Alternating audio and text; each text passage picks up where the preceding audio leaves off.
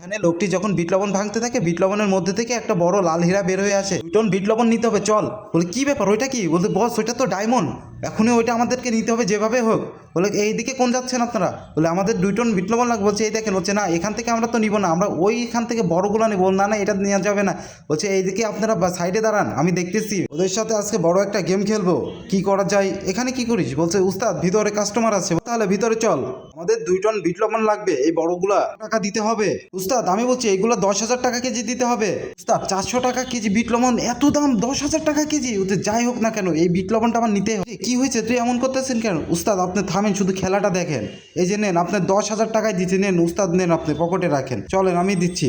বলছি না না আমাদের তো আমরাই ঠিক করে দিচ্ছি। বলতো উস্তাদ বাজারে একটা নতুন লাইট আছে যেটার কালারিং লাইট, ওইটা আমি আবার করছি কি বিট লবণে একটা ছাঁচ কাটছি, কাটে ওইটা সেট করছি, সেট করার পর ওইটা ডায়মন্ডের মতন দেখতে হয়, ওই জন্যই তো এই সুযোগটা কাজে লাগালাম। উস্তাদ আমার কমিশনের টাকাটা দেন।